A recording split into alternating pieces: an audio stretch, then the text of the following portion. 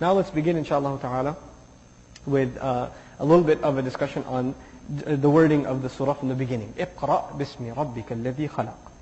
This is one of the few surahs of the Qur'an that begin with a commandment. You know the narration, the Messenger ﷺ is by himself in the cave of Hira. He sees this incredible light, and it's Jibreel ﷺ. He grabs him, and he feels like he's going to be crushed. And he's commanded, اقرأ. And he responds, ما أنا بقارئ. I can't read. I don't know how to read. I am not one to read at all. Then he releases him, grabs him again, and says, اقرأ. And again he responds, I'm not capable of reading. And then the third time, and there are two narrations of this. One of them is, he said, the Messenger, or Jibreel ﷺ recited the first few ayat. In another narration, the Messenger says, فَمَاذَا أَقْرَأ? What should I read? So he finally, he gave in. He caved in and said, what should I read? And then the Messenger Jibreel ﷺ recited these ayat, اقرأ باسم ربك الذي خلق خلق الإنسان من علق اقرأ وربك الأكرم الذي علم بالقلم علم الإنسان ما لم يعلم. Profound first revelation of Qur'an. And when this revelation was given, as I told you already, the Messenger was horrified, he was terrified, and he in another narration says, كأنه مكتوبا على قلبي. It was as though it was written on my heart.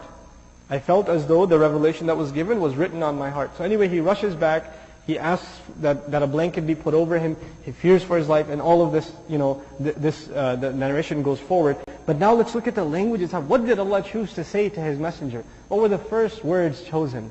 To be this Qur'an that we have in our possession, how was it introduced to human beings? This is the introduction of Qur'an to human beings. Iqra, number one, read. The first commandment in the Qur'an. The first message given to humanity, read. Read. But reading alone, reading has always been part of every intellectual civilization, right? But who is this messenger? An-Nabi al-Ummi. He doesn't even read. This command was not given to a society full of libraries and universities, a society that has a history of books and authors. Nothing. Even their literature is poetry.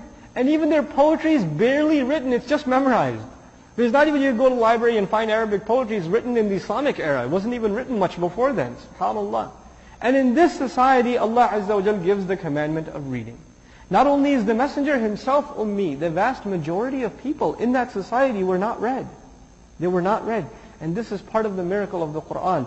In response to that command, the Muslims became the most educated civilization in history. The mass education, the way it spread in the Muslim Ummah is unlike any other. We developed the modern university system as it exists. The PhD system in the Western world, if you trace its history, it came from the Ijazah system in Islam. So higher academics and reading and research, as we know it today, is actually rooted in Islamic civilization, subhanAllah. These people that didn't even read themselves became the world leaders in reading. And this book that Allah gave, not even in the form of a book. Qur'an was not revealed as a book. It was revealed in the form of just words, oral tradition. This orally related book became the mother of more books than any other in history. This one Qur'an is one book, but it gave birth to entire libraries across continents. So many tafsir, every book of fiqh, every book of aqidah, every book of history, in Islamic history, every book of tafsir. How many thousands upon thousands upon thousands of people, generation after generation after generation, have written and read and written and read, all coming from what source book? From Qur'an, subhanAllah. It's just one little word, and how it changed the world.